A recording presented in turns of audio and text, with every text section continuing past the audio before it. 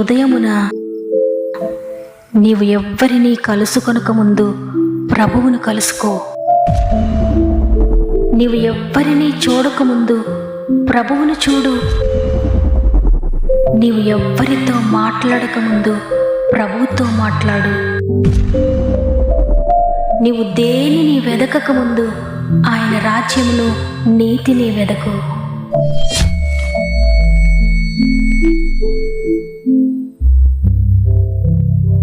Praise the lord. ఈ ఉదయకాలమున God first అనే వాగ్దాన కార్యక్రమానికి మిమ్మల్ందరినీ మరొకసారి హృదయపూర్వకంగా ఆహ్వానిస్తూ ప్రభు నామంలో మీ అందరికీ నా యొక్క శుభాలు తెలియజేస్తూ ఉన్నాను. ఎలా ఉన్నారు ప్రియ దేవుని బిడ్డలారా? ఈ ఉదయాన బాగున్నారని నమ్ముతున్నాను. మన జీవితంలో మొదటి స్థానాన్ని ప్రభువుకి ఇవ్వాలన్నదే నా ఉద్దేశం. ఎందుకంటే దేవుడు కనుక మనల్ని నడిపించినట్లయితే మన జీవితం చాలా అద్భుతంగా ఉంటుంది. మనం కన్నీరు కారుస్తూ ఉంటే, మనం ఆదరణ లేక ఉంటే ఈ లోకంలో ఎవ్వరు కూడా మనల్ని ఆదరించలేరు. కానీ ప్రభు మాట మనల్ని ఆదరిస్తుంది, మనల్ని ఓదారుస్తుంది. ఈరోజు దుఃఖంలో ఉండి కన్నీటితో ఉండి దేవా నాతో మాట్లాడండి, నేను నలిగిపోయి ఉన్నాను, నీ ఆదరించే మాట నాకు కావాలని ఎదురు చూస్తున్నారు కదా. దేవుడు ఈరోజు మీతో మాట్లాడబోతున్నారు. అందువల్ల పరిస్థితిని బట్టి భయపడక దేవుని మాటను తీసుకుని ధైర్యంగా ఉండండి. అదేవిధంగా మీ ప్రతి ప్రార్థన అవసరత నాకు కామెంట్ ద్వారా తెలియచేయండి. మీ కామెంట్స్ అన్నీ చదివి మీ అందరి కొరకు ప్రార్థిస్తున్నాను. నా ఆశ ఒక్కటే, మీ కన్నీరు సంతోషంగా మార్చబడాలని, మీ నింద మీ అవమానము రెట్టింపు ఘనతగా మార్చబడాలని ఆశించి మీ అందరి కొరకు ప్రార్థిస్తున్నాను. మీరు కూడా ప్రార్థించండి. చివరి ప్రార్థనలో ఏకీభవించండి. దేవుని స్వస్థతను విడుదలను పొందుకోండి. సమస్త మహిమ ఘనత ప్రభావములు దేవునికే చెల్లునుగాక. ఈరోజు మనలను ఆదరించి ఓదార్చే దేవుని మాటను చూద్దాం. యెషయా గ్రంథము 38వ అధ్యాయము 5వ వచనము. నీవు కన్నీళ్లు విడుచుట చూచితిని, నీ ప్రార్థన నేను అంగీకరించి ఉన్నాను. ఆమెన్. ఈరోజు ఎంతమంది వాగ్దానాన్ని వింటున్నారో, మీ చింత, మీ బాధ, మీ గుండె బరువు ఆయన చూస్తున్నాడు. దేనిని గురించి ఓదార్పు లేనంతగా, ఓదార్పు పొందనర్లనంతగా ఏడుస్తున్నారు. నీ కన్నీరు నేను చూచానని దేవుడు వాగ్దానం చేస్తున్నారు. కన్నీటిని చూచే దేవుడు మన ప్రభు. ప్రియ సహోదరి, ఎవ్వరికీ తెలియకూడదని నీవు ఎవ్వరికి కనబడకుండా ఏడుస్తున్నావు కదా. ఎవ్వరు చూడకూడదని, ఎవ్వరు చూడని ప్రదేశంలోకి వెళ్ళి ఏడుస్తున్నావు కదా. ఈ లోకంలో నీ కన్నీరు ఎవరు చూడలేదు నిజమే, కానీ నిన్ను కన్న తండ్రి, నీ కొరకు ప్రాణం పెట్టిన ప్రభువు నీవు కన్నీళ్ళు విడుచుట చూచాడు. ఆయన చూచారు అంటే ఇక భయపడక్కర్లేదు. నీవు ఆయన నీ కన్నీరు చూచారు అంటే నీ కన్నీటిని చూచి ఆయన మౌనంగా ఉండడు. నీ ప్రతి కన్నీటి చుక్క ఆయనకి ఎంతో విలువైనది. నీవు కార్చిన ప్రతి కన్నీటి చుక్క ఆయన దగ్గర దాచబడి ఉంది. తప్పకుండా నీ కన్నీటికి ప్రతిఫలం ఇస్తాడు. హిజ్కియా కూడా ఎవ్వరికీ కనబడకుండా నేర్చాడు. తనకొచ్చిన శ్రమను గూర్చి, తనకొచ్చిన వ్యాధిని గూర్చి ఎటు తోచిన పరిస్థితిలో ఏం చేయాలో కూడా తెలియక దేవుని దగ్గర కన్నీరు కార్చాడు. విరిగి నలిగిన హృదయంతో నిజంగా మొరపెట్టుకున్న ఆ హిజ్కియా ప్రార్థన దేవుని దగ్గరికి వెళ్ళిపోయింది. తిన్నగా వెంటనే దేవుడు జవాబిచ్చాడు, నీ ఆయుష్కాలను పొడిగిస్తున్నానని. ఈరోజు ఈ మాటలు వింటున్న మీరు కూడా కన్నీరు కారుస్తున్నారు కదా, ఎవరు చూడకుండా. నీ కన్నీటిని ప్రభు చూచాడు. నీవు అనుకుంటున్నావేమో, దేవుడు నా కన్నీటిని చూస్తే ఆయన మౌనంగా ఎందుకున్నాడు? హిజ్కియా కన్నీటిని చూసిన దేవుడు వెంటనే జవాబిచ్చాడు కదా, నా కన్నీటిని ఎందుకు తొడవడం లేదాయన అని నువ్వు అనుకుంటున్నావు కదా. అవును, కొన్నిసార్లు అనిపిస్తుంది మన కన్నీటికైనా మౌనంగా ఉన్నట్లు. ఆయన నీ కన్నీటిని చూచినా కూడా ఇంకా మౌనంగా ఉన్నాడు, జవాబు ఇవ్వలేదు. అంటే నీ జీవితంలో ఒక ఉన్నతమైన కార్యం జరిగించడానికే ఆయన మౌనంగా ఉన్నాడు. ఆ కన్నీటి గుండా వెళ్తేనే నీవు ఆ ఉన్నతమైన స్థితిని అందుకోగలుగుతావు. ఇప్పుడే ఆ కన్నీటిని తొలగిస్తే నీవు ఆ స్థితిని చేరుకోలేవు. అందుకే ఆయన నీ కన్నీటికి వెంటనే జవాబు ఇవ్వకుండా ఆ కన్నీటి లోయలో నేను కొంతకాలం నడవాలని, అది దాటిన తర్వాతనే నీవు అద్భుతం చూడబోతున్నావని ఆయనకు తెలుసు. చూడండి, అనేక సార్లు మనం యోసేపు జీవితాన్ని చూసాం. అయితే ఈరోజు కూడా యోసేపు జీవితంలో నుండి దేవుడు ఒక అద్భుతకరమైన విషయాన్ని దేవుడు మనకు నేర్పించాలనుకుంటున్నాడు. చూడండి, యోసేపు గోతులకు త్రోయబడ్డాడు. చాలా చిన్న వయసు. ఆ చిన్న బిడ్డ గోతులకు త్రోయబడుతూ ఉన్నప్పుడు ఎంతో ఏడ్చుంటాడు. ఆ అన్నలను బ్రతమాలి ఉంటాడేమో చిన్నవాడు కాబట్టి. తండ్రి, గోతులుండి నన్ను విడిపించండి అయ్యా అని ప్రార్థించి ఉండొచ్చు కూడా. కానీ దేవుడు ఆ ప్రార్థన విననట్లుగా మనకు అనిపిస్తుంది. ఎందుకంటే యోసేపు గోతులోనే ఉన్నాడు. గోతులుండి తీయబడిన తర్వాత కూడా యోసేపు తన తండ్రి దగ్గరికి వెళ్ళలేదు, కానీ ఒక బానిసగా అమ్మబడ్డాడు. దేవుడు యోసేపు కన్నీటిని చూడనట్లుగా, యోసేపు ప్రార్థన విననట్లుగా అనిపిస్తుంది. కానీ ఆ గాఢాంధకారపులో ఈ స్థితిలో దేవుడు మౌనంగా ఉండడానికి కారణం, దేవుడు యోసేపు ఫ్యూచర్ని ముందే చూశాడు. యోసేపు ఏ విధంగా రాజు కాబోతున్నాడో, యోసేపు ఏ విధంగా ఉన్నత స్థితిని అలంకరించబోతున్నాడో, యోసేపు ద్వారానే వారి అన్నలు, వారి కుటుంబం అంతా కూడా పోషించబడుతున్నారు, వారందరికీ ఆధారం యోసేపు అవుతున్నాడు అనేది దేవుడు చూచాడు ముందే. అందుకే దేవుడు యోసేపుకు వెంటనే జవాబు ఇవ్వలేదు. ఈరోజు ఈ మాటలు వింటున్న ప్రియ సహోదరి, ప్రియ సహోదరుడా, మీరు కూడా అనుకుంటున్నారేమో, ఈ వాగ్దానం వింటూ మీరు కూడా అనుకుంటున్నారేమో, నీవు కన్నీళ్ళు విడుచుట చూచాడని వాగ్దానం వచ్చింది, కానీ దేవుడు నా కన్నీటిని చూడలేదు, నా కన్నీటిని త్రోసివేశాడని. లేదు, ఆయన నీ కన్నీటిని చూచాడు. నీ జీవితంలో ఒక అద్భుతం చెయ్యాలని ఆయన ఉద్దేశించాడు. నీ కన్నీటికి ప్రతిఫలమైన ఇవ్వబోతున్నాడు. హిజ్కియా జీవితంలో వెంటనే కన్నీటికి జవాబిచ్చినట్లుగా దేవుడు నీకు జవాబు ఇవ్వలేదేమో. యోసేపు జీవితంలో ఆలస్యంగా జవాబిచ్చినట్లుగా నీకు కూడా ఆయన ఆలస్యంగా జవాబిస్తాడేమో. కాబట్టి కలవరపడొద్దు, భయపడొద్దు. దేవుని కొరకు ఎదురు చూడు, ఆయన కార్యం కొరకు ఎదురు చూడు. ఒకే విశ్వాసంతో, ఒకే నిరీక్షణతో. మీరు తప్ప నా కన్నీటికి జవాబిచ్చేవారు ఒక్కరు కూడా లేరయ్యా, మీరు మాత్రమే నా కన్నీటికి జవాబయ్యా అని ఆయన కొరకు ఎదురు చూడండి. తప్పకుండా మీ కన్నీరు తొడబడే రోజును మీరు చూడబోతున్నారు. కళ్ళల్లో కన్నీరెందుకు, గుండెల్లో దిగులెందుకు, ఇక నీవు కలత చెందకు.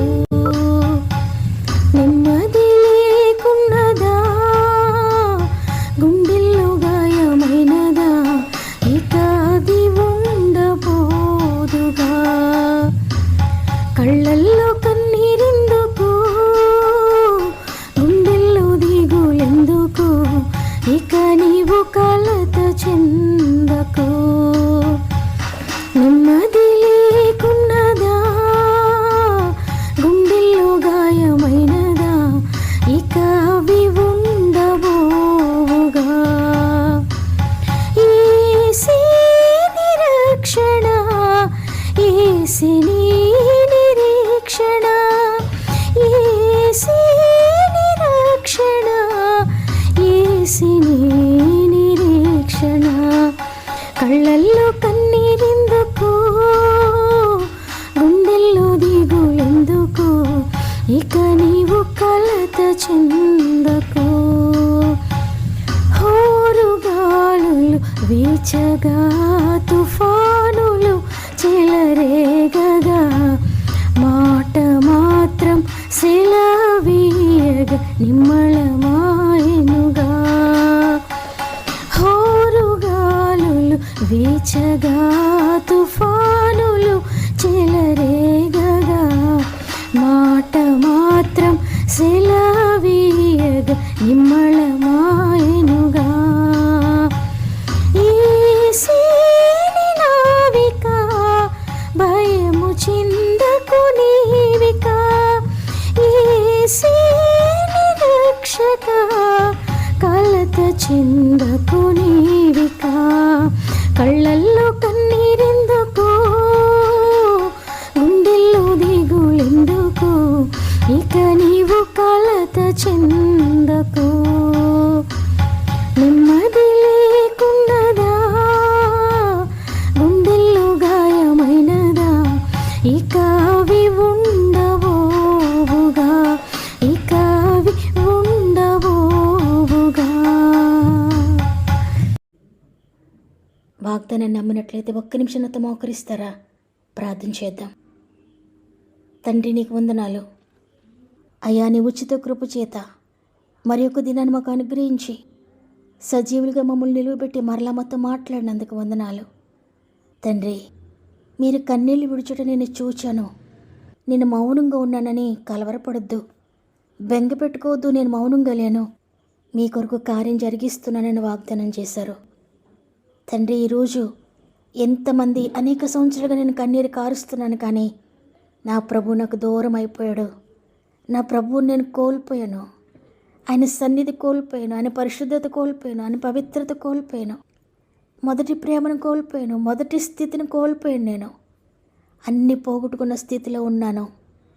కన్నీరే తప్ప ఇక నాకు మిగిలింది ఏదీ లేదని ఎంతమంది అనుకుంటున్నారో, పరిశుద్ధాత్ముడ ప్రతి ఒక్కరితో మీరు మాట్లాడారని, ప్రతి ఒక్కరిని దర్శించారని, వారి కన్నీటికి ప్రతిఫలం అనుగ్రహించినందుకు వందనాలు చెల్లిస్తున్నాను. నమ్మిన వారందరి జీవితాల్లో వారి కన్నీరు తొడవబడుగా కేస్తున్నామములో తండ్రి నీకు వందనాలయ్యా. మరి ముఖ్యంగా తండ్రి, ఎంతోమంది బిడ్డలు ఎన్నో బాధల్లో ఉండి, ఎన్నో శ్రమల్లో ఉండి, ఇక ఈ శ్రమలు నేను భరించలేను, ఈ ఆర్థిక బంధకాలు నేను ఇక తట్టుకోలేను, నేను ఇక మొయ్యలేని భారాలు, ఈ రోగాన్ని నేను ఇక భరించలేను, బాధ భరించలేను, ఈ అవమానం భరించలేను, ఈ నిందలలో నేను వెళ్ళలేనిక, ఈ కోర్టు కేసెస్లో నేను ఇక భరించలేకపోతున్నాను, నా సంవత్సరాలన్నీ వేస్ట్ అయిపోతున్నాయి, నా ధనమంతా వ్యర్థమైపోతుంది, ఇక ఎన్ని సంవత్సరాలు ఇక దిగులుతో ఉండాలి నేను, ఇక నా భవిష్యత్తు ఏంటి, నా పరిస్థితులు ఏంటి, వ్యాపారంలో నష్టపోతున్నాను, నా వ్యవసాయంలో నష్టపోతున్నాను, నేను చేసే ప్రతి పనిలో నష్టపోతున్నాను, ఉద్యోగులు అనేక శ్రమలు అనుభవిస్తున్నాను, అనేక నష్టాలు చూస్తున్నాను, ఉద్యోగం కొరకు అనేక సంవత్సరాలుగా ఎదురు చూసి ఇక నిరీక్షణ కోల్పోయాను, వివాహం కొరకు ఎదురు చూచి ఆశ వదిలేసుకున్నాను, గర్భఫలం కొరకు ఎదురు చూచి ఇక కన్నీళ్లే మిగిలై నాకు అనుకుంటున్నాను.